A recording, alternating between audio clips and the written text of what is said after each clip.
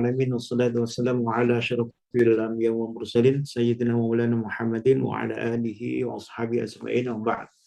Rabbi shrah li sadri wa yassir li amri wa hlul 'uqdatam min lisani yafqahu qawli. Alhamdulillah, puji syukur kita kepada Allah Subhanahu wa taala. Azhar ya. Bapak Ibu sekalian, semoga semuanya diberikan kesehatan, diberikan keberkahan oleh Allah Subhanahu wa taala. Dan alhamdulillah juga Allah telah memberikan atau masih memberikan kesehatan pada diri kita, memberikan waktu luang, ya, sehingga malam hari ini insya Allah kita akan coba lanjutkan pembahasan kita, ya, pembahasan tentang politik ekonomi Islam, ya, atau politik kalau dalam kitab ini adalah politik ekonomi yang tangguh. Bapak Ibu sekalian, tentu ya, kajian ini merupakan kajian yang sangat penting, ya, karena ini menyangkut urusan seluruh kaum muslimin, ya. Ketika kita masih menghadapi problem-problem kemiskinan dan problem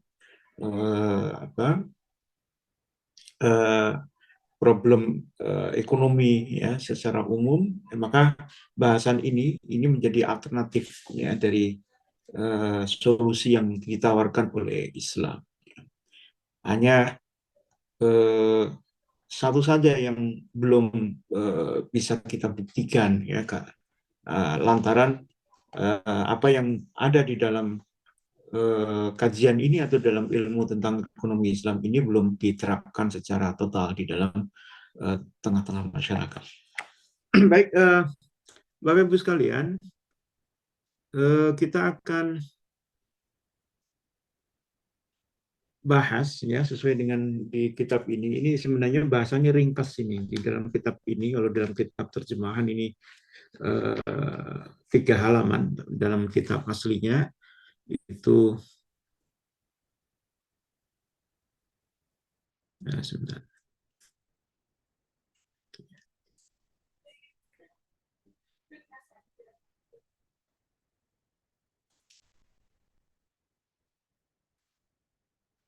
Sebentar. Ini tombol ininya ketutup. Tombol previewnya ketutup sebentar.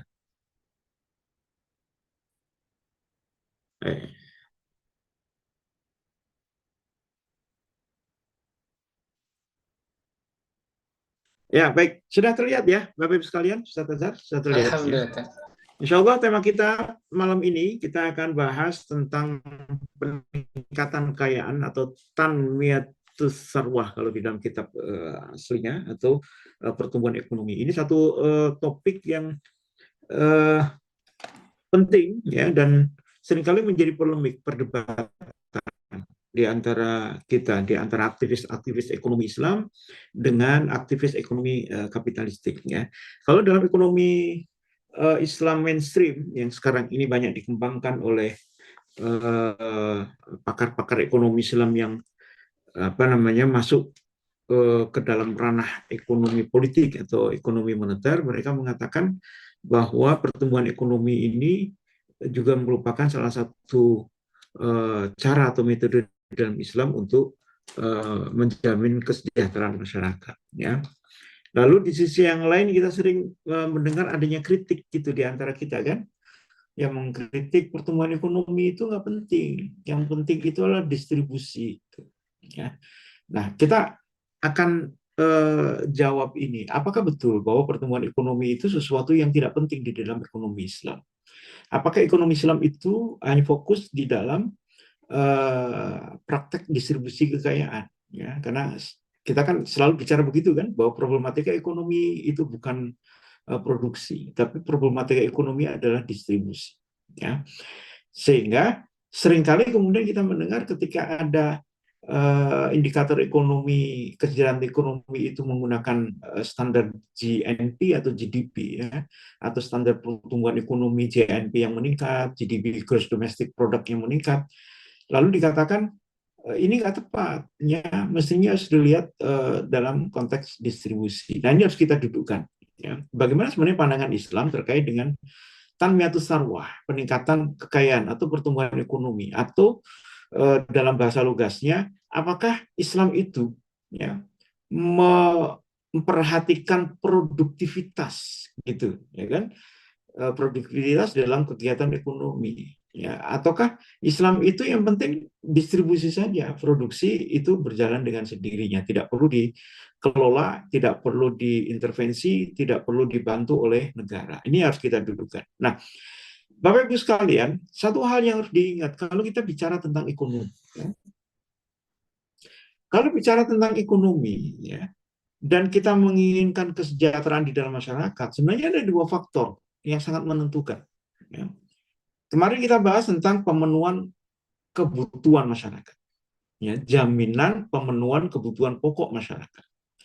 Di topik-topik sebelumnya kita sudah banyak bicara tentang bagaimana mekanisme distribusi kekayaan, ya, yang itu bisa menjamin adanya pemenuhan kebutuhan pokok di tengah-tengah masyarakat. Nah, kalau kita perhatikan sebenarnya kondisi ketika seluruh masyarakat terpenuhi kebutuhan pokoknya itu ketika dua hal itu terpenuhi, ya.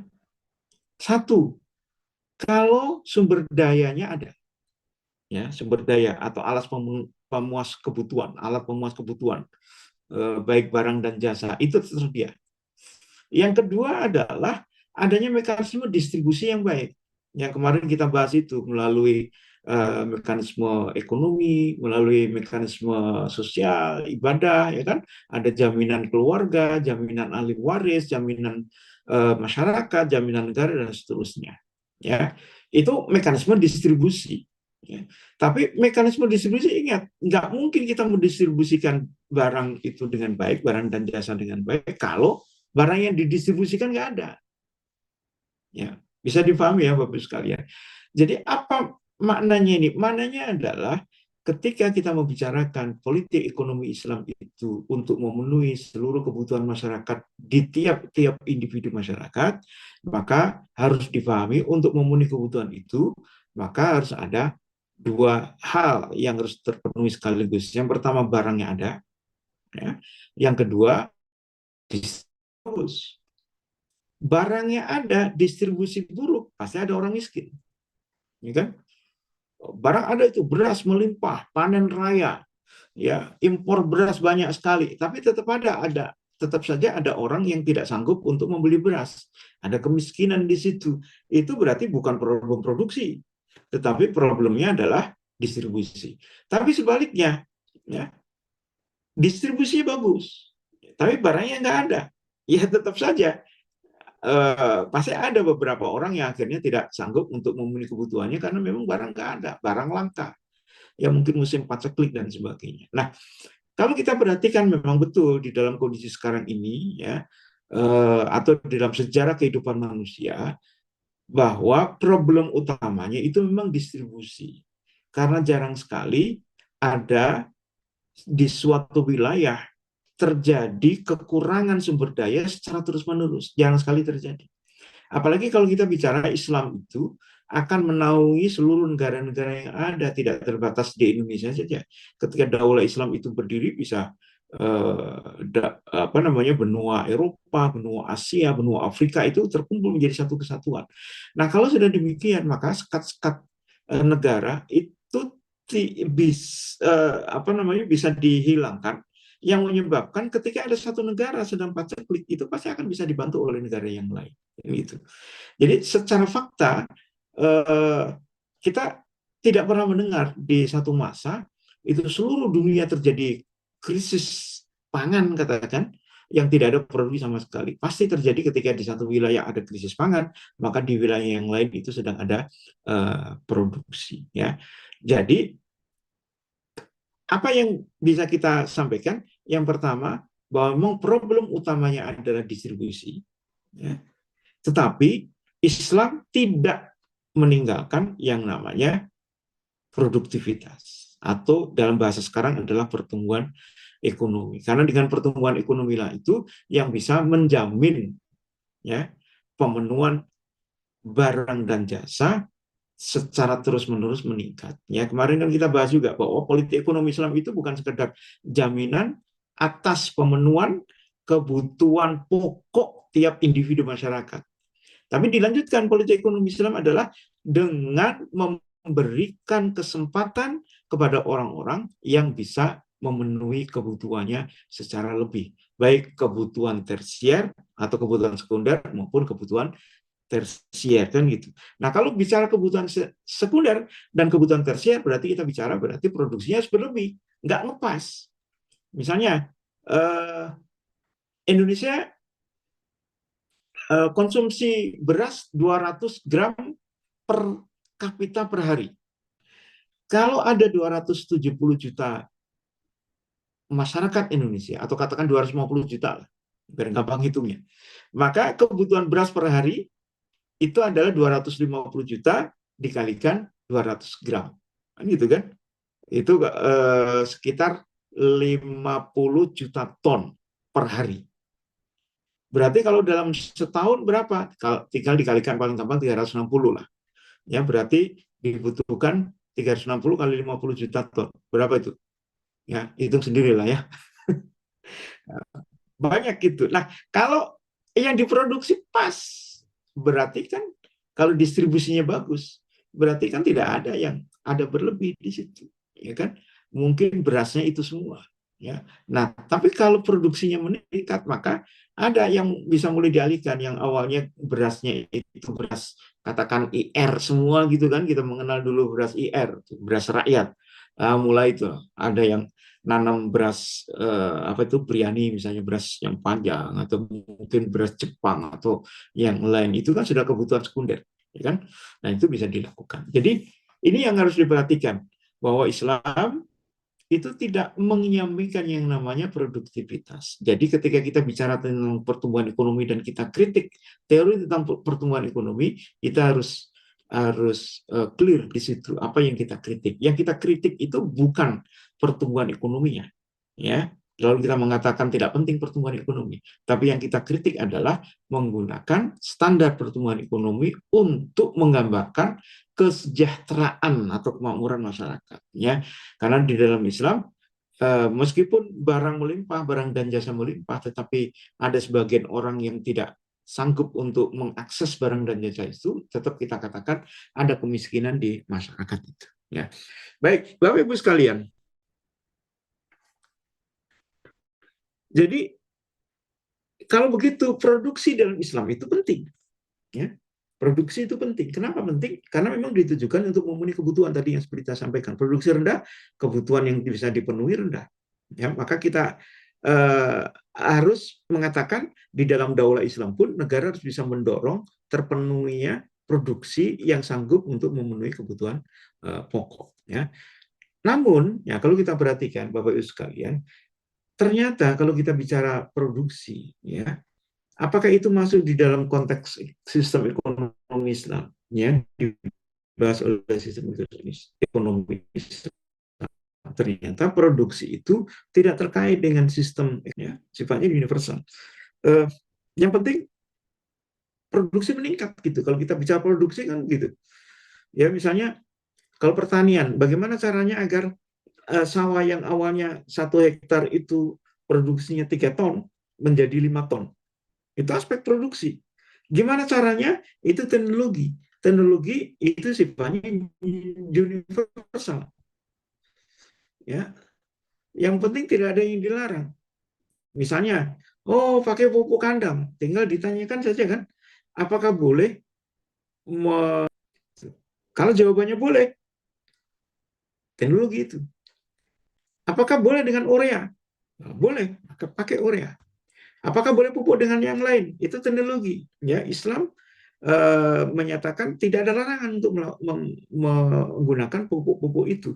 Maka itu silakan dipakai. Itu teknologi. Ya, hanya saja yang perlu diperhatikan bahwa meskipun produktivitas atau produksi itu sifatnya universal, semua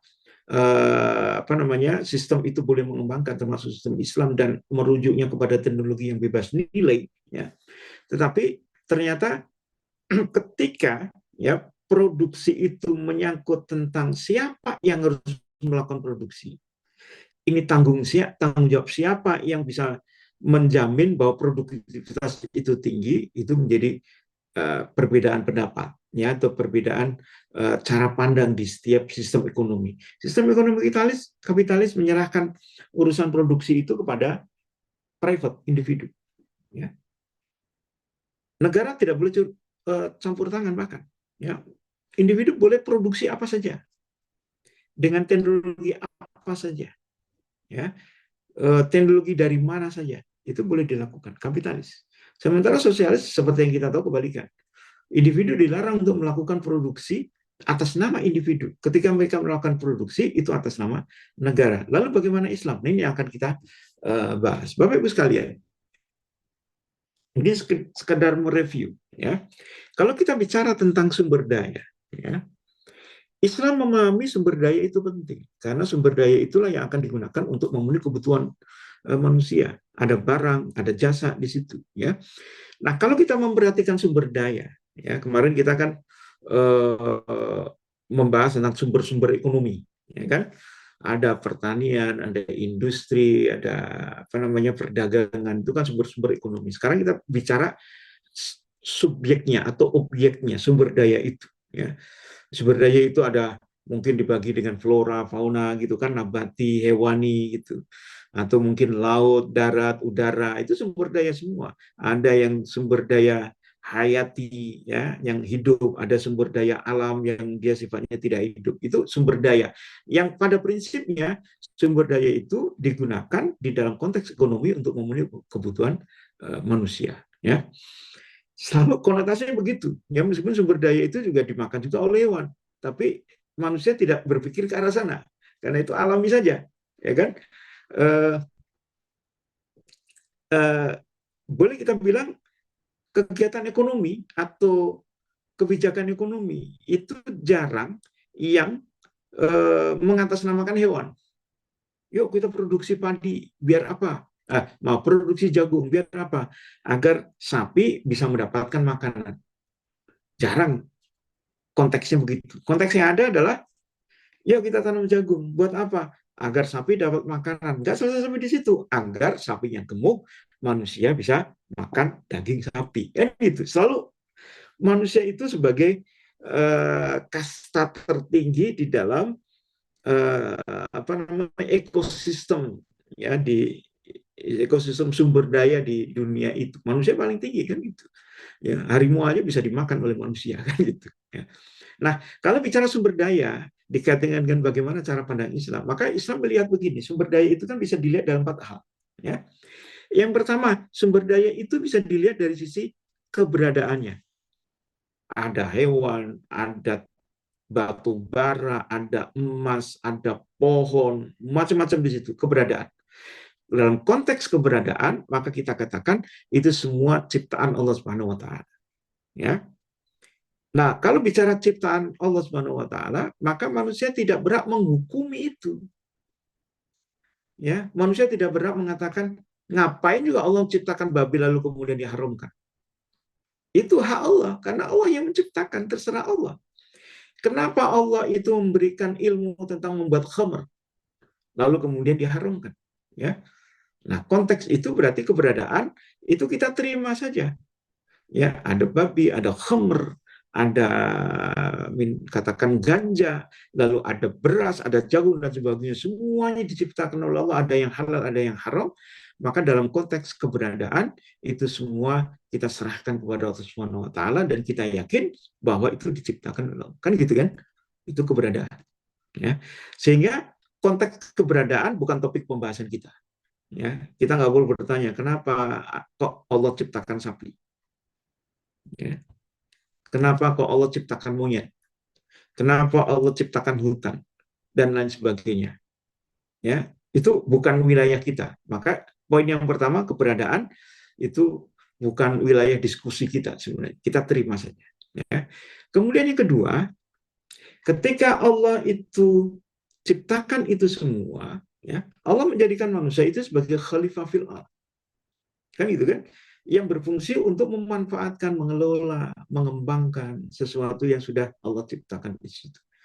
Nah, disinilah kemudian Allah memberikan aturan bagaimana cara untuk memiliki, mendapatkan, mengkonsumsi dan sebagainya.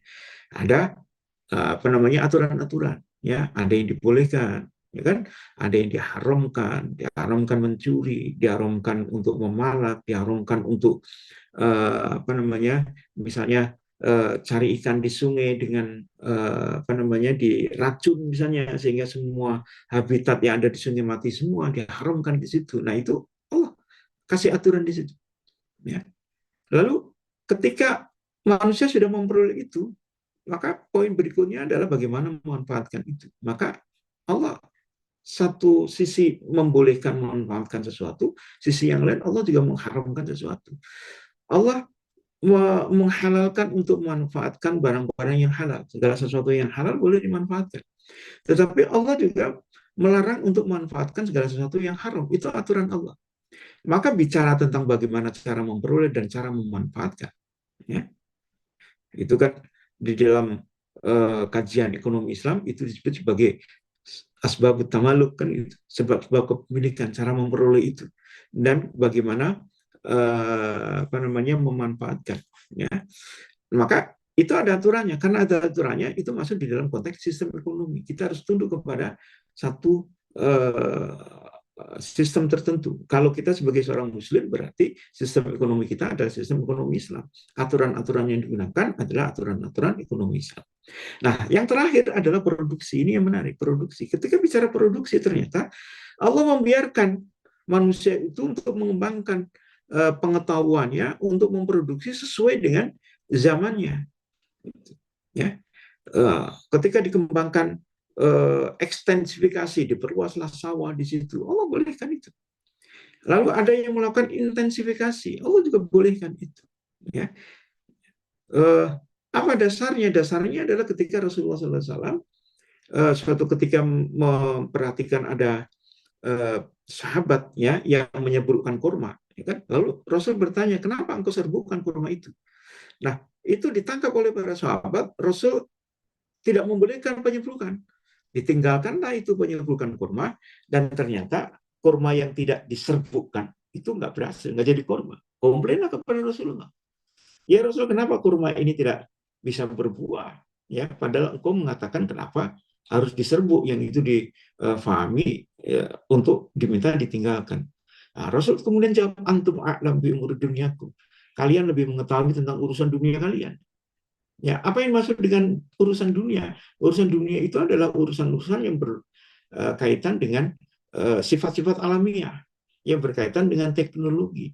Ya, kalau engkau mengetahui, kata Rasul, kira-kira bahasanya adalah kalau engkau mengetahui, faham bahwa kurma itu harus diserbukkan, ya itu silakan antum lakukan, yang gitu. Ya, nah inilah yang disebut sebagai teknologi. Inilah bahasan produksi. Ya, makanya di dalam kitab ini, ya, kitab Siasa al-Iqtisadi al-Muslah ini, ya, Syekh Abdurrahman Al-Maliki ketika membuka bab ini, peningkatan kekayaan tanmiyatul apa namanya, peningkatan kekayaan, ya, beliau katakan bahwa produksi, ya, itu pada dasarnya adalah sesuatu yang sifatnya universal. Seorang Muslim boleh belajar dari mana saja, ya. Hanya kalau belajarnya dari Israel, kebangetan aja, gitu. Ya kan, lagi saatnya perang malah kita belajar pertanian dari Israel. Padahal kita tahu Israel itu, negara Israel itu adalah, atau Israel itu adalah negara dengan pertanian termaju di dunia. Ya. Jadi kalau dibilang Indonesia nggak punya apa namanya hubungan diplomatik dengan Israel, jangan salah. Banyak sekali ilmuwan-ilmuwan kita di Departemen Pertanian, ya, itu yang di Kementerian Pertanian, itu yang dikirim ke Israel untuk belajar tentang pengairan. Ya. Jadi Israel itu ilmu tentang pertanian yang paling maju di seluruh dunia. Ya. Nah, andai Israel itu tidak sedang melakukan peperangan dengan kaum muslimin, maka kita boleh untuk belajar kepada Israel. Ya, meskipun negara ini bukan negara yang dihuni oleh mayoritas kaum muslimin. Ya. Oleh karena itu, Bapak Ibu sekalian, ya, maka kita mengenal ekonomi itu dibagi dua, ada ilmu ekonomi, ada sistem ekonomi. Tadi sudah kita sampaikan, ketika bicara tentang cara memiliki dan cara mengembangkan kekayaan, maka sistem ekonomi. Ya. atau pengembangan kepemilikan, itu sistem ekonomi. Tapi kalau bicara tentang pengembangan kekayaan atau peningkatan kekayaan atau produktivitas, itu masuk di dalam ilmu ekonomi. Hanya bicara tentang produksi bersifat universal, tidak terikat dengan ideologi tertentu. Ya. Dalam teknologi pertanian, teknologi produksi daging misalnya, atau teknologi perkebunan sawit, ya itu kita boleh mendapatkan ilmu itu dari mana saja. Ya. Berbeda dengan sistem ekonomi. Ini sedikit mengulas saja ya untuk memberikan kesimpulan. Nah, jadi apa yang membedakan cara pandang Islam terkait dengan produksi atau terkait dengan aktivitas ekonomi dengan sistem ekonomi yang lain, ya kapitalis dan sosialis? Ini kita bisa perhatikan, ya. Kalau biasanya kita membahas dalam kapitalis itu adalah individu yang paling berperan, negara tidak berperan. Sebaliknya di ekonomi sosialis individu tidak berperan, negara yang paling berperan. Kalau kita perhatikan di dalam ekonomi Islam, ternyata individu dan negara itu berperan sesuai dengan porsinya masing-masing. Ya. Individu, ya misalnya perannya apa? Boleh memiliki dan mengelola kepemilikan. Tapi yang mana boleh dimiliki kepemilikan individu? Tidak boleh memiliki kepemilikan negara. Tidak boleh juga memiliki kepemilikan umum. Jadi produksi pada individu dibatasi pada kepemilikan individu. Sementara kalau negara dalam Islam menjadi pemilik dan pengelola kepemilikan negara. Jadi dimiliki oleh negara, ya, dan dikelola oleh negara. Ada kepemilikan negara, ya. Milkiyat daulah, ya, kepemilikan negara. Lalu dari sisi aspek bisnis, ya, kalau individu dalam Islam dibolehkan melakukan aktivitas bisnis, ini wajar, ya. Kenapa? Karena aktivitas ekonomi sebenarnya aktivitas individu atau aktivitas privat swasta. Nah, lalu bagaimana dengan negara? Dalam pandangan Islam, negara boleh juga melakukan muamalah bisnis. Negara boleh membuat BUMN, badan usaha milik negara. Tapi di mana wilayah badan usaha milik negara, maka yang menjadi ranah ya sektor yang bisa menjadi BUMN itu adalah pada aspek-aspek yang masuk kepemilikan negara dan kepemilikan umum. Karena negara itu memiliki kewenangan untuk mengelola kepemilikan umum. Sementara individu hanya berhak untuk memanfaatkan kepemilikan umum. Maaf, ini salah, kepemilikan umum secara bersama. Memanfaatkan saja, tapi memilikinya tidak boleh. Sehingga dalam konteks ekonomi, ya, individu itu harus mentaati kebijakan negara. Sementara negara porsinya adalah sebagai pelaksana ekonomi politik. Kita bicara ekonomi politik itu kan bicara tentang bagaimana memenuhi kebutuhan pokok. Maka negara yang berperan di sini untuk menjamin pemenuhan kebutuhan pokok masyarakat. Ini pelaku ekonomi, ya. Jadi kita bicara Islam membahas tentang kepemilikan, ya. Maaf, yang pertama adalah produksi, ya kan? Produksi penting di dalam Islam. Kalau tanpa produksi pemenuhan kebutuhan juga tidak ada. Lalu Islam membahas tentang kepemilikan, dan ketika bicara tentang produksi, produksi itu ternyata dikaitkan dengan kepemilikan. Itu, ya. Maka kita lihat sekarang, terbaca ya Bapak Ibu sekalian, ya. Ini bicara tentang perspektif Islam terkait dengan bagaimana menempatkan alat-alat pemuas kebutuhan tadi, ya, barang dan jasa. Ini bagian sederhana saja. Bahwa dalam pandangan Islam, ya, barang dan jasa itu merupakan sumber daya yang digunakan untuk memenuhi kebutuhan pokok. Ya, hanya persoalannya ketika bicara barang dan jasa, Islam mengatakan bahwa pasti Allah telah memberikan rizki dan memenuhi semua kebutuhan-kebutuhan itu. Kalau manusia mau berproduksi, ya kan?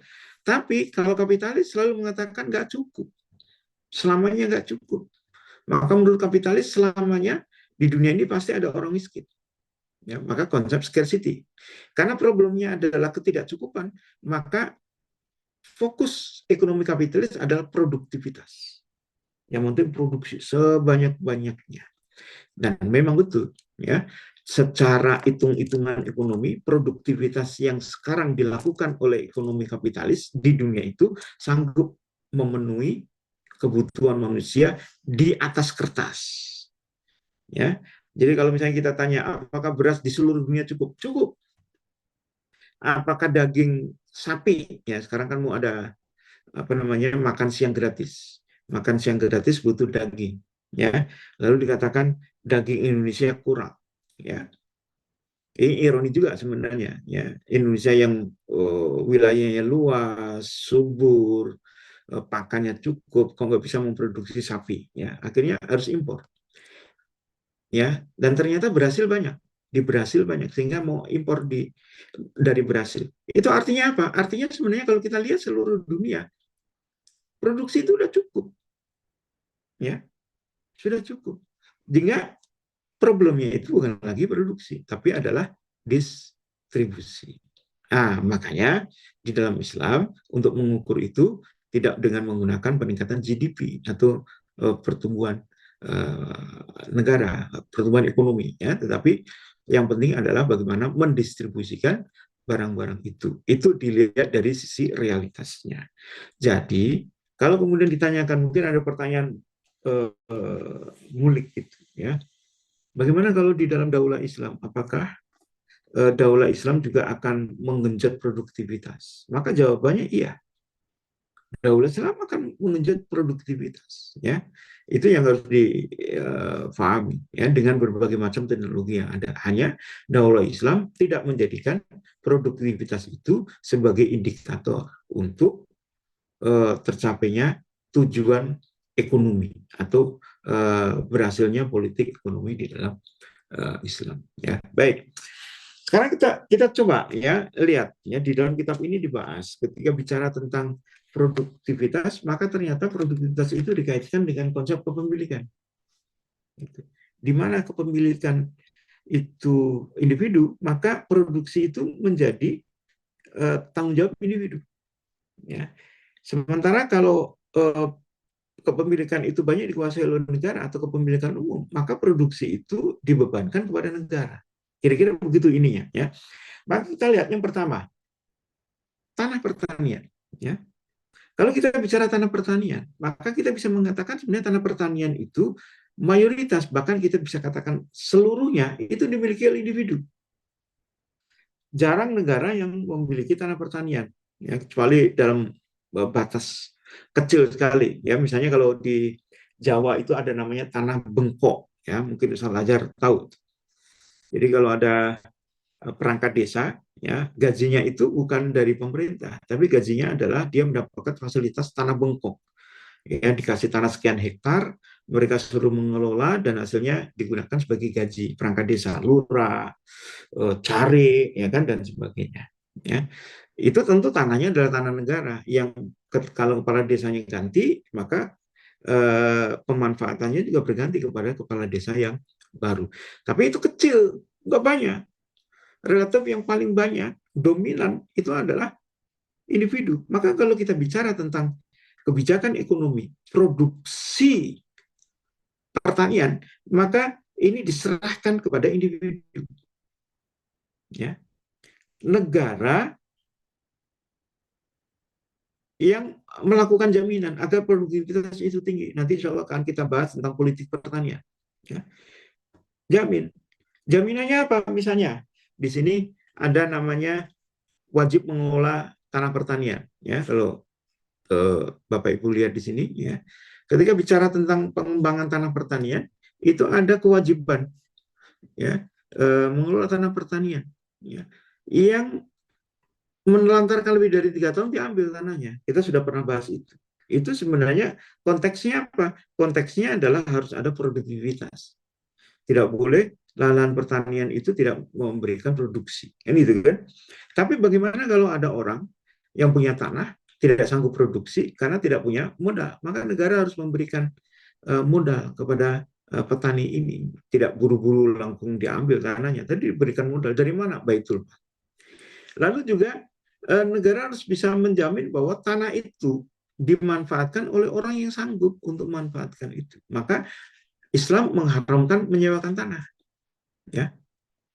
Haram hukum menyewa-nyewakan tanah. Ya. Agar apa tujuannya? Tujuannya adalah hikmahnya apa? Hikmahnya adalah agar orang tidak serta-merta memiliki tanah sebanyak-banyaknya, tapi tidak sanggup untuk melakukan produksi atau produktivitas.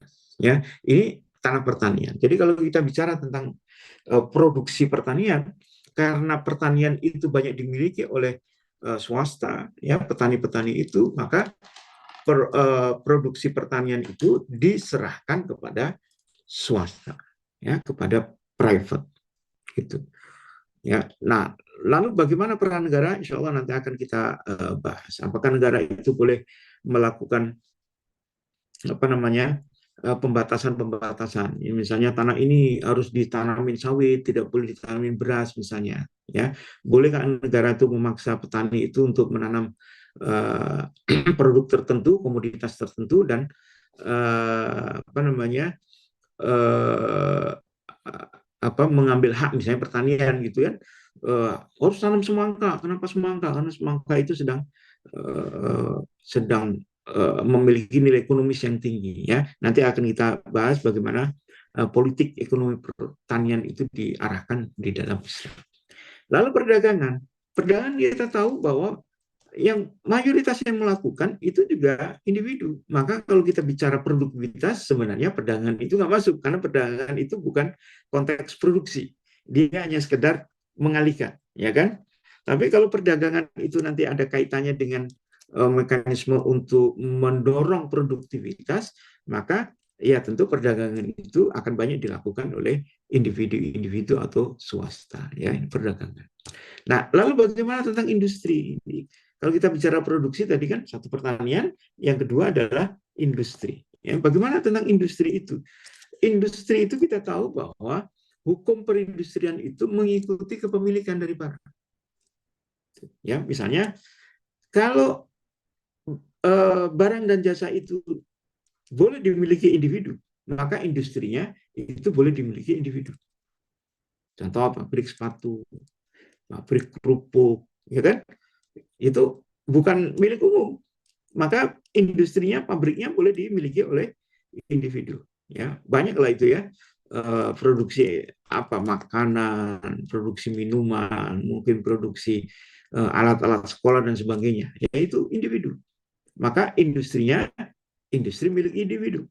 Karena industrinya milik individu, maka negara mendorong pada individu itu untuk meningkatkan produktivitas mereka, gitu ya, dengan berbagai macam cara dan teknologi.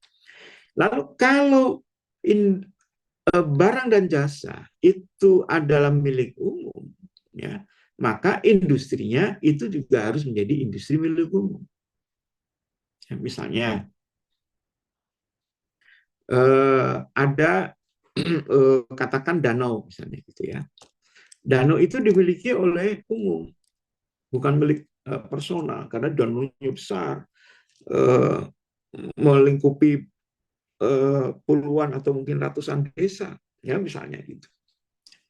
Maka kalau ada upaya untuk memanfaatkan danau itu dalam aspek ekonomi, ya apakah itu untuk budidaya ikan ataukah untuk wisata misalnya, maka produktivitas yang mengarah kepada pemanfaatan danau itu, ya industrinya harus dimiliki oleh umum, tidak boleh dimiliki oleh individu.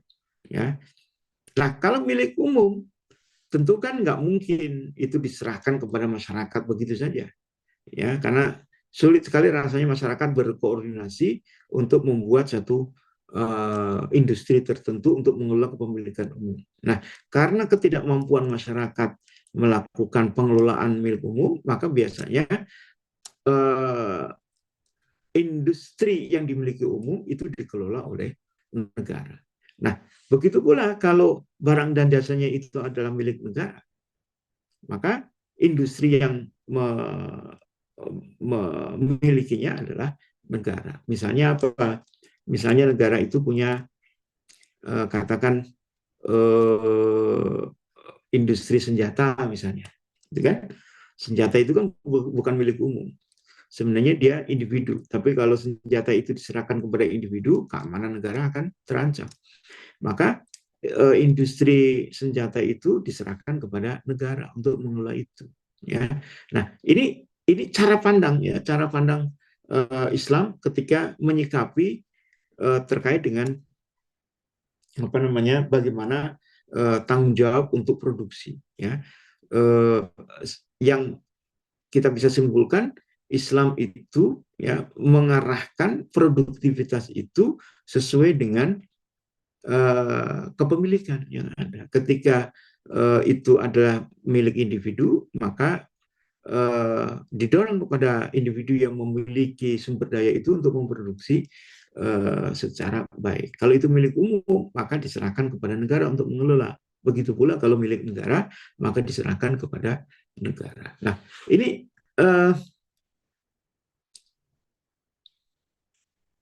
kira-kira Ustaz, bahasan kita ya.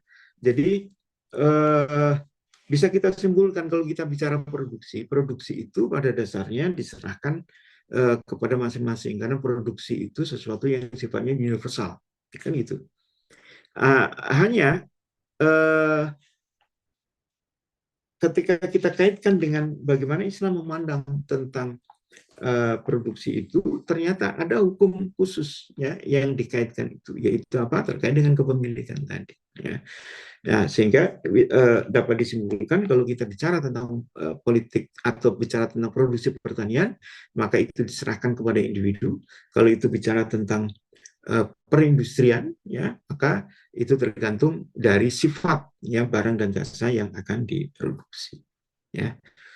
Jadi dengan inilah, kalau ini kita kaitkan dengan kajian politik ekonomi di dalam Islam, inilah cara Islam untuk memberikan jaminan bahwa produksi itu bisa dilakukan dengan sebaik-baiknya. Kalau produksi berjalan dengan baik, maka insya Allah akan mendukung distribusi kekayaan yang baik. Barangkali gitu Ustadz Azhar, ini semoga bisa difahami oleh Bapak Ibu sekalian.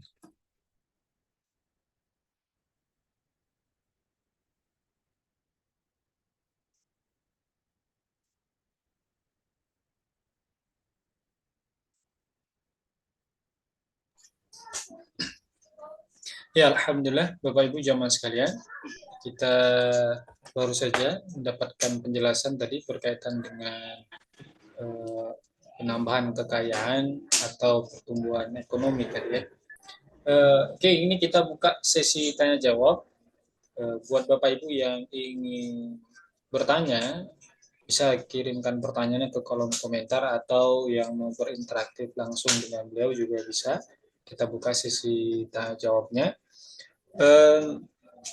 Untuk kesempatan awal ini saya ingin bertanya dulu Ustaz, sembari kita nunggu jamaah yang mau berpartisipasi dalam diskusi kita.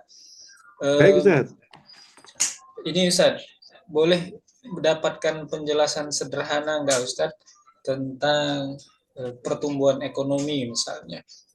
Misalnya negara kita atau negara Republik Indonesia ini merilis atau mengupayakan pertumbuhan ekonomi 6% misalnya Ustaz. Ya. Nah, apakah ini ada kaitan dengan bahasan kita malam ini Ustaz? Apakah yang dimaksud itu ke sana, atau sederhananya bagaimana untuk bisa dipahami oleh orang awam Ustaz? 6% itu maksudnya apa? Itu yang pertama Ustaz. Ya. Nah, yang kedua, boleh diulang tadi nggak Ustadz, bahwa apakah teori pertumbuhan ekonomi ini ditolak total oleh Islam, atau memang ini teori murni yang dimiliki oleh sistem ekonomi kapitalis gitu, sehingga ataukah memang Islam mengakomodir, cuman ada perbedaannya di poin-poin mana Ustadz? Nah, boleh diulang lagi Ustadz? Ya, baik. Saya mulai yang kedua Ustadz Azhar ya. Jadi pertumbuhan ekonomi itu sesuatu yang manusiawi ya, yang semua sistem itu pasti mengakui itu ada pertumbuhan ekonomi gitu ya. Dalam konsep yang sederhana, pertumbuhan ekonomi itu benar tadi mengacu kepada produksi, jadi konsepnya produksi. Nah, kalau ditanya Islam itu memperhatikan produksi nggak? Tentu kan jawabannya iya. Apa buktinya? Tadi kita bisa lihat kan, kenapa Islam itu memberikan eh, hukum boleh menelantarkan maksimal 3 tahun untuk tanah pertanian. Itu kan konteksnya produktivitas. Di telantaran itu maksudnya kan tidak digunakan sama sekali. Pertanian itu tujuannya untuk digunakan di dalam pertanian. Ditelantarkan artinya tidak ada produksi pertanian. Jadi Islam sangat memperhatikan ini, ya. Dan negara harus membantu agar produksi di warga negara atau di tingkat rakyat itu terjadi, gitu kan? Misalnya negara butuh daging, ya. Apa yang harus dilakukan negara? Ya negara harus memberikan sarana-sarana untuk itu. Makanya kan kalau kita kaji, ya, ini cerita-cerita sederhana sebenarnya, tapi bisa menunjukkan itu bagaimana negara itu menyiapkan yang namanya ladang gembala. Ya. Kita mungkin pernah dengar eh, kasus, ya, ketika Abdullah bin Umar itu yang mengembalakan sapinya, lalu sapinya gemuk-gemuk, lalu Umar marah, ya, diminta separuh itu serahkan kepada Baitullah. Ya. Di luar konteks itu yang kita bisa pahami adalah ada negara memang memfasilitasi, dibuatlah ladang-ladang gembalaan itu. Ya. Dan kalau di fasilitas ladang-ladang gembalaan kan bukan sekedar alami aja dibiarkan begitu, pasti ada perawatannya, gitu kan, dijaga batas-batas ladang gembalaan itu karena itu menjadi milik umum. Nah, ini semuanya menunjukkan bahwa produksi dan produktivitas di dalam Islam itu merupakan perkara yang sangat penting sekali, ya kan? Nah, berangkat dari produksi ini, ya, maka muncul konsep-konsep tentang pertumbuhan ekonomi. Kalau ditanyakan apakah Islam itu eh, merumuskan teori-teori pertumbuhan ekonomi, ya, ya kalau di dalam konteks ilmiah yang menelurkan itu memang orang-orang Barat, ya, karena pertumbuhan ekonomi itu baru muncul di abad ke-18 atau abad ke-19, ya, ketika bicara tentang teori welfare state gitu oleh Adam Smith, ya, David Ricardo dan sebagainya. Itu mulailah itu dibahas tentang pertumbuhan ekonomi. Tapi apakah Islam tidak pernah mengkaji itu? Iya, pasti mengkaji. Nah, maka silakan nanti mungkin dicek di buku, katakan mukadimahnya Ibnu Khaldun misalnya, ya kan? Atau buku-buku uh, yang dikarang oleh ulama-ulama kita tentang ekonomi itu pasti membicarakan tentang kesejahteraan di situ, tetapi tidak menempatkan pertumbuhan ekonomi itu sebagai basis utama, ya, untuk menjustifikasi ekonomi itu sudah bagus, gitu ya. Nah sekarang apa itu pertumbuhan ekonomi? Pertumbuhan ekonomi itu adalah sederhananya begini, karena ada produksi, ya, karena ada produksi. Lalu kalau seluruh produksi masyarakat itu dikumpulkan, ya, itu namanya agregat, ya, produksi agregat dikumpulkan. 2 minggu lalu pernah saya jelaskan, misalnya ada yang produksinya 1 ton, ada yang 2 ton, ada yang 5 ton, ya kan? Kalau petaninya itu ada katakan 10 juta, nah 10 juta petani itu dikumpulkan ketemu misalnya 300 juta ton. Maka kita sebut produksi beras di Indonesia 300 juta ton. Ya, kita sebut dulu satu komoditi dulu, ya, 300 juta ton. Lalu apa yang dimaksud dengan pertumbuhan ekonomi? Pertumbuhan ekonomi itu adalah kenaikan produksi, ya, dibandingkan dengan produksi sebelumnya. Ya, ada pertumbuhan ekonomi namanya pertumbuhan ekonomi year to year, 1 tahun perbandingannya. Jadi misalnya sekarang bulan apa nih? Bulan Desember, ya. Kita kalau negara mengatakan terjadi pertumbuhan beras, produksi beras 5%, ya, year to year, berarti dibandingkan Desember tahun 2023, kan gitu, ya. Berapa pertumbuhannya 5%? Berarti kalau dulu itu katakan 300 juta, ya, ton, maka di Desember 2024 naik 25%, berarti 3 juta ditambah dengan 5% kali 3 juta. Maaf, 300 juta ton ditambah dengan 5% kali 300 juta ton.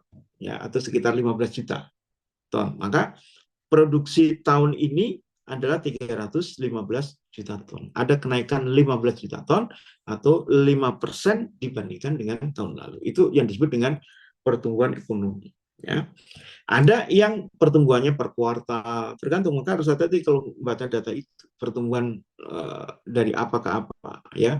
Mungkin pertumbuhan 5 tahun bisa juga disebut begitu, ya. Nah, kadang-kadang, ya, kalau ini masuk di dalam ranah politik, ya, maka pemerintah itu bisa membuat eh,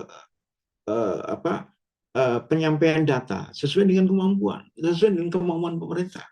Ya, misalnya untuk menunjukkan pemerintah itu lebih bagus dibandingkan dengan negara-negara lain. Ya, pemerintah katakan pertumbuhan ekonomi di tahun 2022 8%. Ya. Wah, sementara pertumbuhan ekonomi Amerika 3%. Nah, sekarang kalau ditanya, mana yang lebih bagus, Amerika atau Indonesia? Indonesia 8%, Amerika 3%. Ya, mana yang lebih bagus? Jawabannya tergantung. Ya, bisa Amerika lebih bagus, bisa Indonesia lebih bagus. Ya, Amerika akan lebih bagus meskipun 3%. Kalau ini harus diperhatikan, kalau tingkat produksinya sudah tinggi, misalnya produksi GDP-nya 1 triliun misalnya, dia naik 1%, itu jauh lebih besar dibandingkan dengan yang GDP-nya cuma 1 triliun, naik 8%, gitu kan? Harus hati-hati di situ.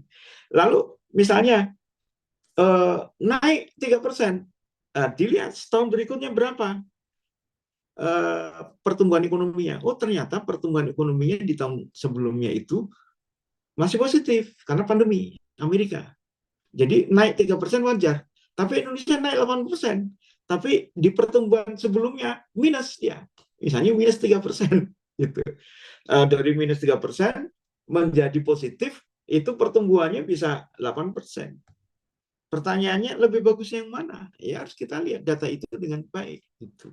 Nah, inilah mengapa ya kalau kita bicara kebijakan ekonomi Islam, angka-angka semacam itu, kalau sekedar angka-angka statistik, ya, itu tidak terlalu diperhatikan, itu, ya, karena itu bisa bisa miss dan bisa digunakan untuk pencitraan ya kemajuan suatu bangsa, itu, ya.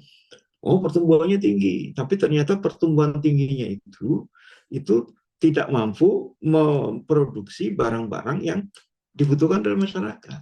Ya, makanya di dalam teori-teori ekonomi kapitalis, ya, negara-negara eh, menengah atau bahkan negara-negara tertinggal, ya, pertumbuhan ekonomi pasti tinggi, ya, pasti tinggi. Indonesia di zaman Orde Baru pertumbuhannya bisa 7%, 8%. Ya, wajar.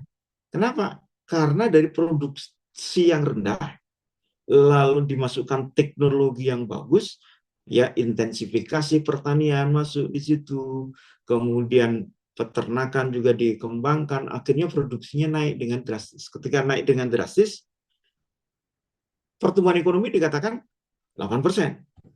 Tapi kalau ditanya, apakah dengan pertumbuhan 8% itu sanggup mengurangi pengangguran? Enggak. Apakah kemiskinan menurun? Ternyata enggak selamanya berkorelasi, ya. Dan negara-negara maju, ya, biasanya pertumbuhan ekonomi sudah rendah karena ada kecenderungan semakin tinggi kemajuan suatu bangsa, pertumbuhan ekonominya akan semakin turun, gitu, ya. Jadi negara yang sedang tinggi pertumbuhan ekonomi jangan bangga dulu, ya, karena memang masih menengah, gitu, ya.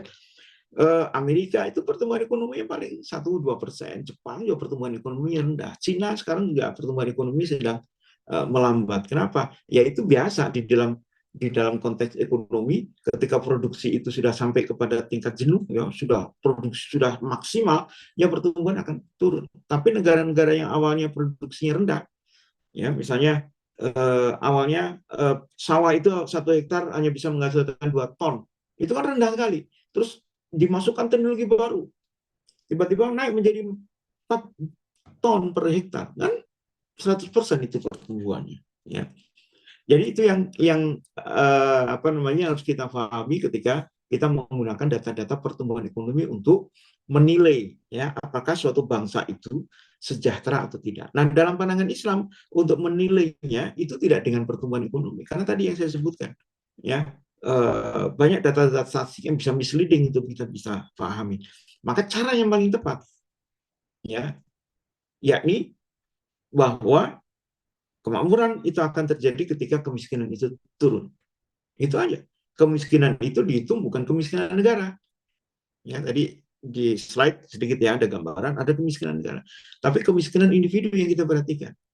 Itu bagaimana caranya individu-individu itu bisa terlepas dari kemiskinan. Kira-kira begitu saat Azhar ya. Semoga ini sederhana gitu ya terkait dengan pertumbuhan ekonomi. Ya. Ya, memang mungkin sebagian Ustaz ya, mungkin termasuk saya, bahwa terkadang pemerintah itu mengumumkan angka-angka itu ke publik seakan-akan menanamkan harapan bahwa Ya. ada pertumbuhan dan lain semacamnya. Tapi ya memang bagi kita memang orang awam tidak menilai itu karena mungkin boleh jadi belum paham Ustaz. Nah, ini angkanya maksudnya apa, sehingga apakah memang perlu dikhawatirkan, ataukah memang target pemerintah ya. Ya, Alhamdulillah. Jadi Ustaz, bahwa terkait dengan munculnya teori ini, tadi Ustaz sempat singgung bahwa ada korelasinya dengan spirit dari kapitalisme terkait dengan mengupayakan produktivitas yang tinggi. Sehingga untuk mengukur itu mereka munculkanlah teori ini. Kurang lebih begitu saya coba simpulkan. Nah, sehingga apakah ini berkorelasi juga Ustadz dengan realitas nanti di dalam Islam terkait dengan kesejahteraan? Karena kan target dari ekonomi itu kan menciptakan kesejahteraan dan kemakmuran. Nah, apakah kemudian teori yang digagas oleh kapitalisme itu mewakili, atau Islam yang telah terbukti Ustaz? Mungkin ini menjadi alternatif lah, kekinian Ustaz. Mohon tanggapannya tadi. Iya, baik. Jadi kita bisa katakan bahwa kapitalis itu terjebak dengan teori mereka sendiri. Teori mereka itu kan jadi kapitalis itu kan kita harus ingat, kapitalis itu lahir pada saat mereka kecewa dengan negara. Ya, sejarahnya kan begitu kan. Di Prancis, di Inggris ada revolusi Inggris, revolusi Prancis ya, khususnya di Prancis gitu. Mereka kan kecewa. Kenapa negara yang mereka harapkan bisa melindungi rakyatnya ternyata bersekongkol ya dengan pemuka agama kan gitu. Ya. Bersekongkol, lalu mereka membuat kebijakan-kebijakan yang tidak memihak kepada rakyatnya. Ya. Nah, karena kekecewaan mereka kepada negara, maka muncullah dua isme ya yang tumbuh di Eropa saat itu ya khususnya di Prancis, yaitu satu sekularisme. Itu kekecewaan mereka kepada pemuka agama yang bersekongkol dengan kekuasaan ya, mereka nggak percaya lagi, akhirnya mereka menyingkirkan ya aturan-aturan agama ya, karena menurut mereka agama itu sudah akhirnya kotor gitu ya, karena digunakan oleh para pemuka agama untuk memperkaya diri mereka. Yang kedua sekularisme, maaf, yang kedua adalah kapitalisme. Yang ini muncul dari kekecewaan mereka terhadap negara gitu. Yang Lalu mereka memunculkan teori kalau begitu negara tidak boleh campur tangan dalam urusan ekonomi. Kan gitu kan? Agama tidak boleh campur tangan dalam urusan ekonomi, ya, sekularisme. Kemudian negara tidak boleh campur tangan dalam urusan ekonomi, ya, kapitalisme di situ. Sehingga kalau negara tidak boleh turut campur dalam aktivitas ekonomi, bertanya siapa yang harus mengelola ekonomi. Nah, akhirnya diserahkannya kepada swasta, privat. Nah, teori itu yang coba mereka pegang. Mereka coba coba apa namanya eh, coba eh, apa ya istilahnya itu istiqomah ya mereka untuk di dalam teori itu. Maka lahirlah kemudian kalau dalam konteks ini adalah lalu bagaimana kesejahteraan itu akan diterapkan dalam konteks politik ekonomi ya kita bicara politik ekonomi. Kalau politik ekonomi pasti kan negara. Satu sisi negara tidak boleh campur tangan, ya kan? Tapi satu sisi negara itu ingin rakyat sejahtera, ya. Jadi ini menarik nih. Jadi ketika terjadi revolusi Prancis itu yang melahirkan sekularisme dan kapitalisme itu, ya, lalu para ekonom-ekonom itu menginginkan swasta itu yang bergerak, ya kan? Tapi di sisi lain kemudian muncul tumbuh ada teori baru yang disebut dengan welfare state, gitu, ya. Adam Smith pelopornya yang mengatakan negara itu harus bisa memberikan sejahtera negara yang berkesejahteraan kan gitu ya welfare state. Nah, mungkin ini bayangan saya mereka bingung gimana cara agar mereka bisa konsisten terhadap teorinya itu gimana caranya ya maka dibalah itu kan teori-teori bagaimana negara itu seolah-olah punya andil di dalam welfare state itu maka dicetuskanlah itu ya teori pertumbuhan ekonomi kan gitu ya ini kan cara negara jadi kalau ditanya bagaimana cara negara itu bisa memberikan jaminan kesejahteraan yaitu dengan indikatornya adalah pertumbuhan ekonomi asumsinya apa asumsinya kalau ada kekurangan barang dan jasa ada pertumbuhan ekonomi maka kebutuhan itu bisa dientaskan maka mereka kemudian membuat teori-teori terus berkembang di teori tentang pertumbuhan ya kalau apa namanya Ustadz Azhar itu nanti belajar tentang ekonomi misalnya kalau bicara ekonomi makro itu fokus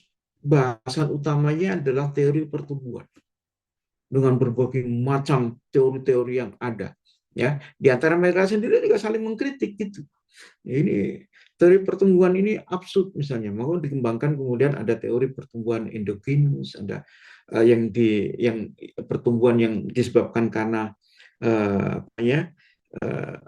karena faktor internal ya kan ada pertumbuhan faktor yang lain dan sebagainya teori-teorinya berkembang sekali yang intinya adalah mereka kemudian menggunakan asumsi-asumsi di dalam teori pertumbuhan. Asumsinya apa?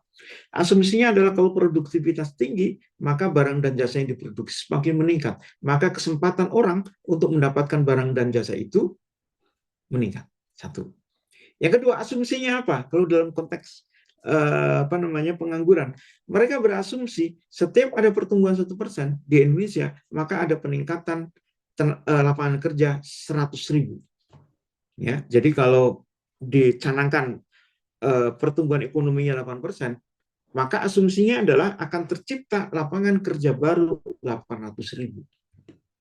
Kalau ada katakan 5 juta penganggur, maka dibutuhkan berapa tahun di situ? Ya, mungkin sekitar 5 sampai 6 tahun dengan pertumbuhan 8% akan diserap 800.000 dalam jangka waktu 6 tahun, maka pengangguran 5 juta itu bisa diserap semua. Nah, itu teorinya begitu. Nah, sekarang pertanyaannya apakah teori itu terbukti atau tidak? Ternyata tidak banyak terbukti. Gitu, ya. Kenapa tidak banyak terbukti? Karena ternyata yang tumbuh itu, nah ini kemudian menjadi masalah baru. Yang tumbuh itu sektor non-real. Sementara tenaga kerja itu di sektor real. Jadi Indonesia tumbuh gede ya 8%, misalnya dikatakan begitu, tapi ternyata yang tumbuh itu sektor non real, pasar saham meningkat, valuta asing meningkat, ya, tetapi sektor realnya itu tidak meningkat, ya, sehingga ini salah satu bukti bahwa teori-teori tentang pertumbuhan ekonomi yang dikatakan sebagai indikator untuk memberikan kesejahteraan masyarakat, realitasnya itu tidak sama ya dengan apa yang diteorikan. Barangkali begitu, Ustaz Azhar ya. Ini mau konfirmasi dulu, Ustaz. Ada yang sudah bertanya, gimana Baik, nih, Ustaz? ya, Ya, Alhamdulillah. Alhamdulillah, Ustaz, sudah ditanggapi tadi pertanyaan sebelumnya. Ini dari Abu Syuhada, akun Abu Syuhada. Beliau bertanya, Assalamualaikum, izin bertanya, Ustaz. Dalil penyerbukan kurma tadi yang sering dijadikan dalil sebagian orang untuk berkreasi dalam satu hal tanpa batasan yang jelas, ya. termasuk hal-hal pokok dalam batasan akidah, termasuk hukum-hukum dan pengaturan sosial serta ekonomi Islam. Bagaimana membatasi dengan jelas tentang dalil antum a'lamu umurud dunyakum. Nah, ini gimana, Tad? Mungkin penjelasan Ya, baik, batasannya, Tad. baik. Jadi begini, Ustaz Abu Syuhada, Pak Abu Syuhada. Jadi orang-orang yang kemudian menggunakan dalil antum a'lam bi umuri dunyakum itu dengan mengatakan bahwa tidak wajib lagi kita untuk berekonomi Islam, tidak wajib lagi kita itu untuk ikut aturan-aturan Islam, ya. Kalau itu urusan dunia. Urusan dunia itu apa? Urusan dunia itu ekonomi, politik, ya, pendidikan. Menurut mereka urusan dunia. Lalu mereka katakan nggak wajib kita ikut ekonomi Islam, nggak wajib pendidikan Islam, nggak wajib politik Islam, nggak wajib budaya Islam, gitu. Yang wajib itu apa? Yang wajib itu urusan akhirat. Apa itu? Sholat, puasa, zakat dan sebagainya. Itu menurut mereka. Ya, saya ingin katakan begini, bahwa orang-orang yang mengatakan menggunakan dalil itu, ya, untuk menerima demokrasi, untuk menerima sistem kapitalis, ya, dan sebagainya, pada dasarnya adalah orang-orang yang tidak jujur dan tidak komprehensif untuk melihat bagaimana dalil itu bisa digunakan, ya. Saya bilang tidak jujurnya di mana? Mereka itu umumnya adalah orang-orang yang sangat percaya kepada tafsir hermeneutik, ya, gitu ya.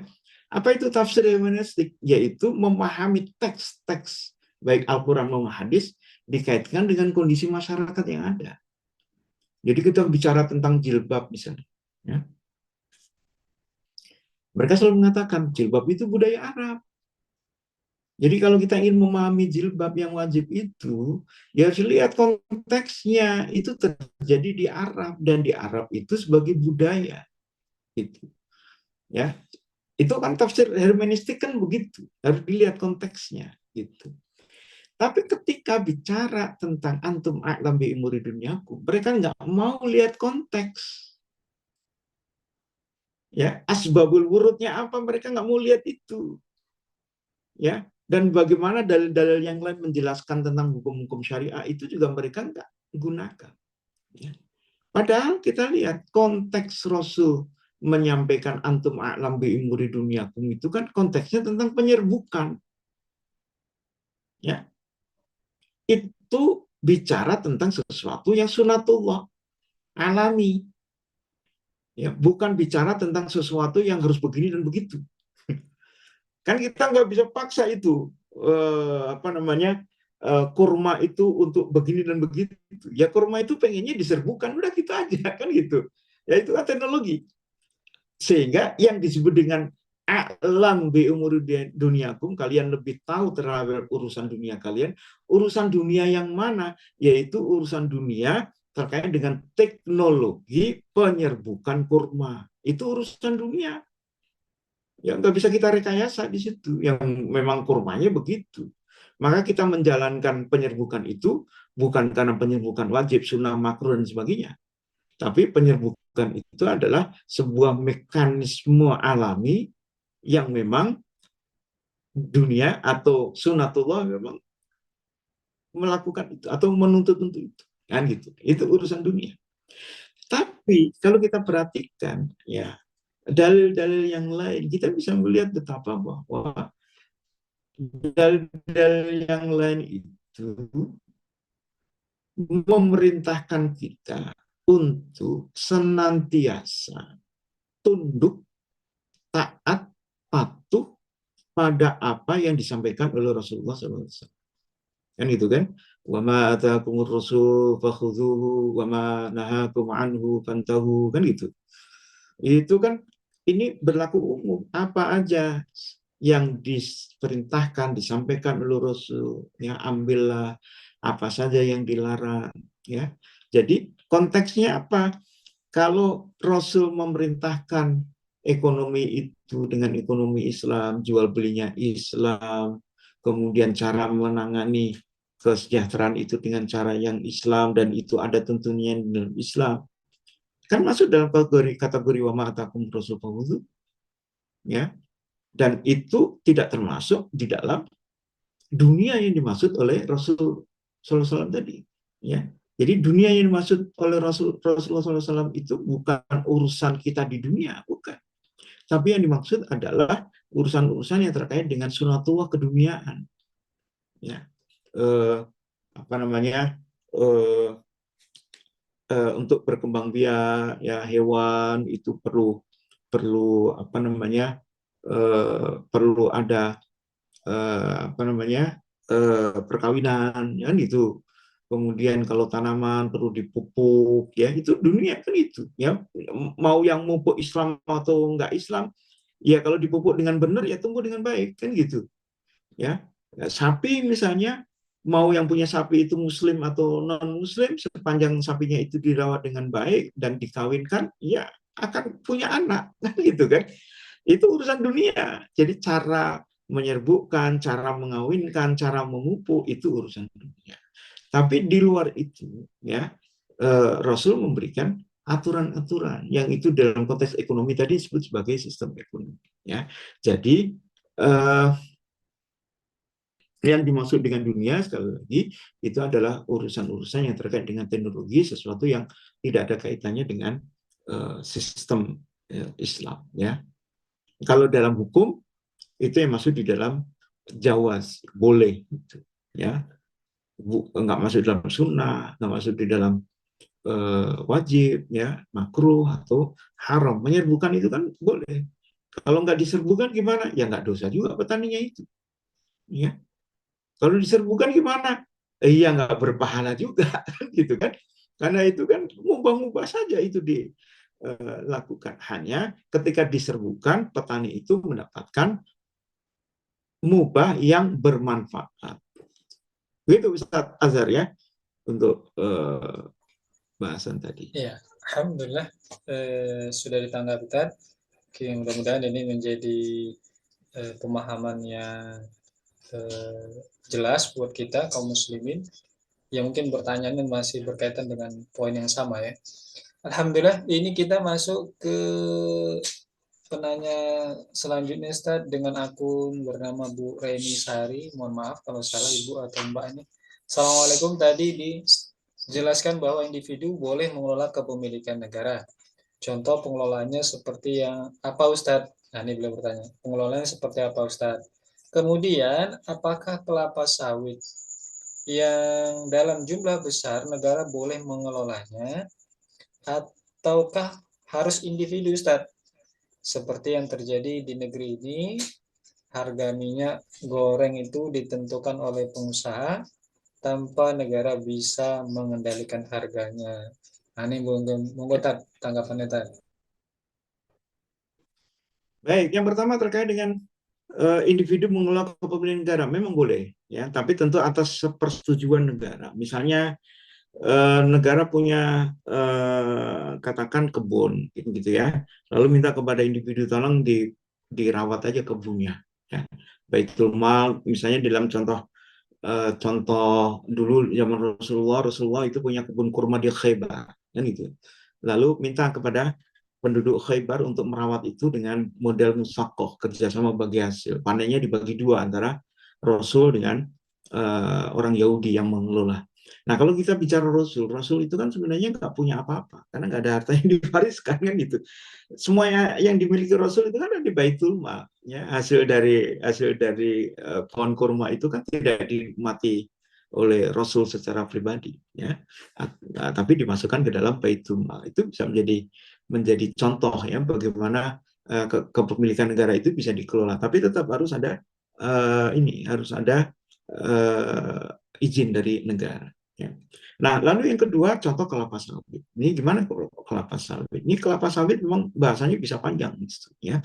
Karena banyak aspek yang harus dilihat di situ, ya. Kalau hukum asalnya kita bicara kelapa sawit, ya kebunnya personal, ya maka itu haknya pribadi, ya. Boleh seorang itu memiliki kebun kelapa sawit itu 1.000 hektar, boleh. 1 juta hektar boleh. Asal dia bisa mengelolanya, kira-kira begitu. Hukum asalnya begitu perkebunan atau dalam pertanian. Cuma persoalannya, kebun sawit yang ada di Indonesia itu muncul dengan masalah. Masalahnya apa? Kebun sawit itu adalah konversi dari lahan hutan. Sementara kita tahu hutan itu adalah milik umum. Ya, diberikanlah konsesi kepada perusahaan-perusahaan swasta untuk mengelola hutan. Harusnya kalau mengelola hutan kan merawat hutan, memanfaatkan hutan itu, kayunya ditebang, lalu ada reboisasi lagi dan seterusnya. Tapi ini yang terjadi kan enggak. Konsesi diberikan untuk perkebunan. Akhirnya hutan dibabat habis, dijadikanlah kelapa sawit. Nah, pertanyaannya sekarang hutan milik umum lalu diserahkan kepada swasta. Hukum secara Islam gimana? Islam haramkan itu, haram hukumnya menyerahkan kepemilikan umum untuk dikelola kepada swasta. Jadi problemnya di situ, ya problem sistemnya di situ. Jadi kalau misalnya ada pertanyaan, boleh nggak Ustadz sekalian misalnya, Ustadz Azhar misalnya di Medan punya kebun sawit ya 100 hektar atau ekonomisnya berapa Ustadz Azhar tuh? Ya misalnya 5 hektar itu udah kaya itu punya kebun sawit.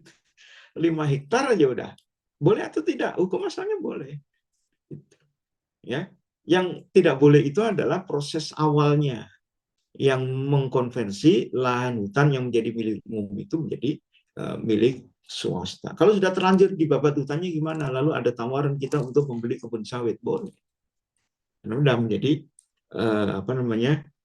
lahan personal, meskipun awalnya itu bermasalah. Gitu. Ya, itu terkait dengan sawit. Apakah kelapa sawit yang dalam jumlah besar negara boleh mengelolanya ataukah harus individu? Ustaznya itu kan, ya. Harusnya idealnya sekarang itu kalau kita bicara penanganan kelapa sawit ada harusnya dulu itu kan kelapa sawit dikembangkan dengan model plasma inti kan itu, ya. Ada intinya yaitu perusahaan besar yang dia hanya menerima kebun itu saja, tapi kepemilikannya oleh plasma itu. Ya. 5 hektar dulu zaman Orde Lama, zaman Orde Baru ketika ada transmigrasi, ya, itu kan masing-masing petani kan diberikan sekian hektar gitu, lalu ditanamkan sawit, diberikan fasilitas hidup mungkin 2 tahun atau 3 tahun sampai sawitnya produksi. Ketika produksi diserahkan kepada swasta untuk diolah karena tidak mungkin individu-individu itu untuk mengolah sendiri, membuat pabrik sendiri nggak mungkin. Nah, mekanisme semacam ini boleh, ya. Tapi sekarang yang terjadi kan nggak begitu. Ya, plasma inti sudah nggak ada lagi. Sekarang lama-lama perkebunan inti rakyat situ kan yang dimiliki oleh rakyat itu sedikit demi sedikit dibeli oleh perusahaan besar. Ya, maka kita bisa melihat banyak perusahaan besar, ya Sinarmas lah, Andaro, ya macam-macam di situ itu memiliki lahan yang jutaan hektar. Coba bayangkan jutaan hektar itu kan bisa kalau Kalimantan itu ya mungkin 1/40 Kalimantan dikuasai oleh satu orang. Ya. Nah, tentu dalam konteks distribusi kekayaan itu kan nggak adil. Berarti ada sebagian orang yang dia bisa mendapatkan sumber daya yang lebih, lalu mendapatkan hasil yang luar biasa besar. Nah, kalau sudah begini gimana? Maka negara harus turun tangan. Ya, caranya adalah akad-akad yang dulu itu batil, yang tidak sah, maka dilakukan ya pengambil alian untuk diserahkan kepada rakyat yang memang sanggup untuk mengelola itu. Nah, kalau aspek yang lain industri sama, industri boleh nggak negara itu memiliki pabrik apa namanya minyak sawit misalnya, itu boleh sebagai BUMN. Kalau masyarakat gimana? Ya boleh juga. Kenapa? Karena pada dasarnya minyak goreng itu adalah milik pribadi.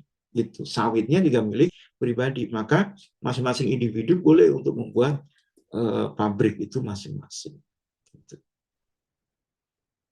Begitu, Ibu uh, Reni ya dan Bapak Ibu sekalian. Ya, alhamdulillah.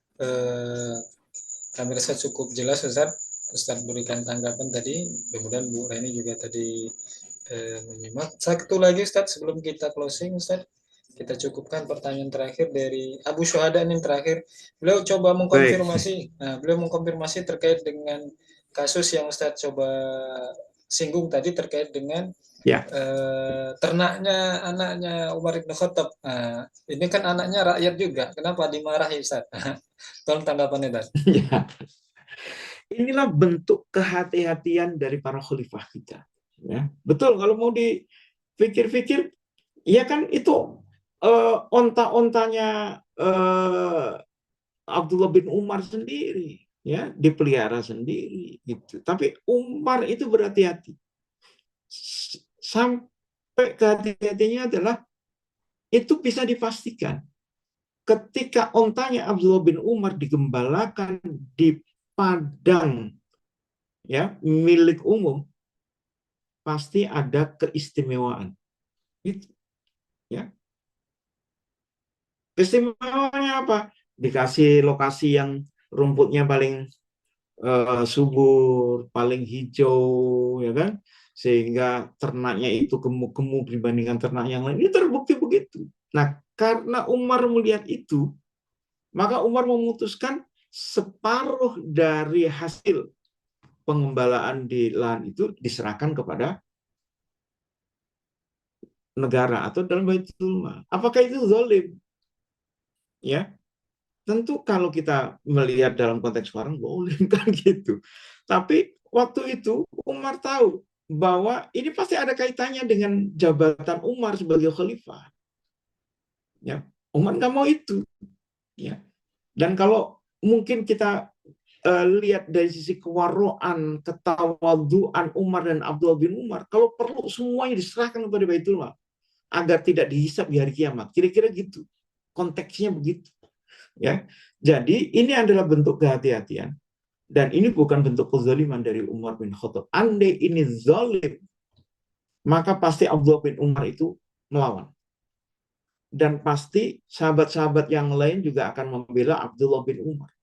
Ya, tetapi fakta memang menunjukkan sapi onta Abdullah bin Umar itu gemuk-gemuk kan gitu. Ya, jadi ada bukti di situ. Padahal sebenarnya itu haknya juga kan gitu. Nah, coba bayangkan kalau ini diubrokan dengan yang ada sekarang ini. Boro-boro memberikan fasilitas kepada anaknya. Ya, dengan fasilitas yang sama saja, Umar sangat takut sekali itu dianggap sebagai kezaliman dia kepada rakyat yang lain. Nah, sekarang fasilitas dikasih, jabatan dikasih, ya. Bapak Ibu bisa memperhatikan di masa kekhilafahan ya, Khulafaur Rasyidin, tidak ada satupun dari mereka yang menjadikan anaknya itu sebagai bakal calon khalifah. Bahkan kita tahu ketika Umar bin Khattab itu mau meninggal, lalu mau dilakukan pemilihan, apa syarat Umar bin Khattab? Jangan masukkan Abdullah bin Umar sebagai salah satu calon. Karena tahu tuh, kalau masuk satu calon menang dia. Gitu. Menangnya karena apa? Menangnya itu karena memang Abdullah bin Umar itu sahabat besar. Pinter, soleh, cerdas. Ya.